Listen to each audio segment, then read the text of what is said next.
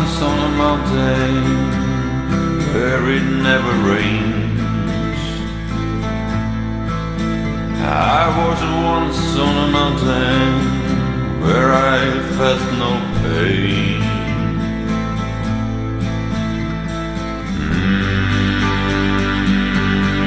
Where it never rains.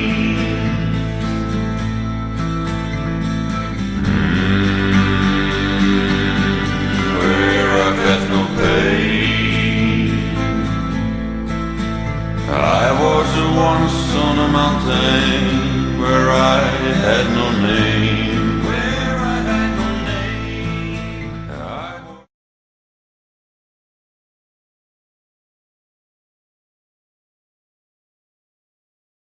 Chavin people are thought to have originated in small farming communities that may have been developing as far back as 3500 BCE. By 800 BCE, many of the ceremonial centers along the Peruvian coast and in the Andean highlands had been abandoned or had suffered huge losses of population. Around that time, the Chavin began building their ceremonial center, Chavin de Huantar. People from a wide surrounding area worshipped there, while making their living by farming in the valley or herding llamas or hunting in the highland meadows.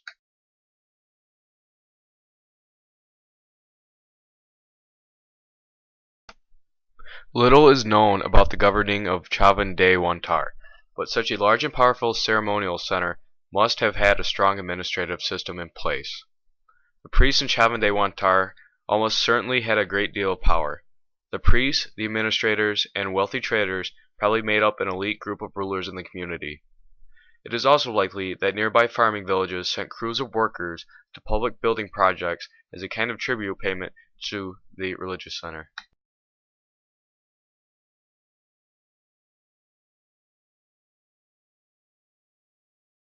Chavin society was ruled by a king-priest, who they believed was a god that could transform himself into a jaguar. Priests were the second highest class because of their scientific knowledge. Warriors were next on the social ladder because they provided the protection from invasions. Farmers and merchants were the middle-class people who worked hard for everything they needed to survive, and the slaves were last on the social ladder with not much at all.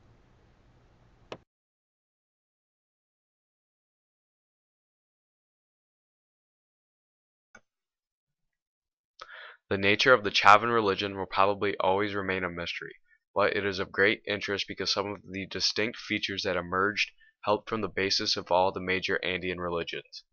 Scholars have tried to gain some understanding of the Chavin belief system by interpreting the depictions of Chavin gods on art objects. The three deities found in the artifacts in the old temple, the snarling god of the Lanzon, the cayman of the Tello obelisk, and the staff god of the Ramandi stone. When the builders of Chavin de Huantar built their city, they expressed a sense of sacred geography, placing their buildings in positions aligned with surrounding features of nature that the Chavin considered sacred. Shamans of Chavin de Huantar used a type of hallucinogenic cactus to achieve visions of hallucinations which they interpret as messages from the spirit world.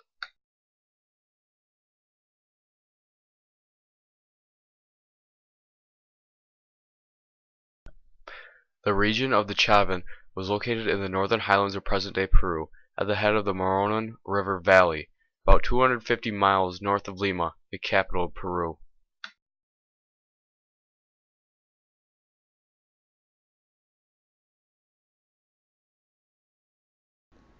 The Chavin people were the first of the several great Andean cultures that were a severe and brutal civilization.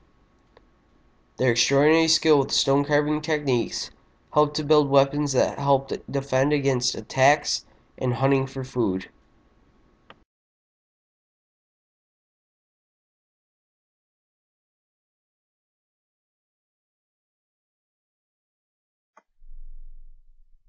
To get through the rocky mountainous terrain, the Chavin people used llamas. They would put their things on the back of llamas or in a cart pulled by the llama.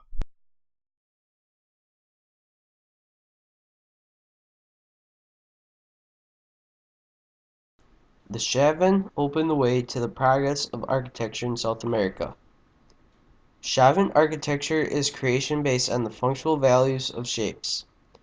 For the construction of the domestic buildings, they use simple materials and construction techniques, while for temples and other high significant structures, they use specialized carved hard rock like granite, and were built to particular calculations made by the architects.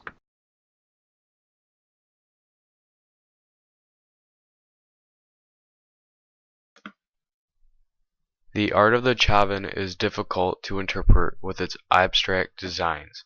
The great walls of the temples were filled with carvings, sculptures, and pottery. Due to where the art was located, it seemed that priests were the only ones to depict the art.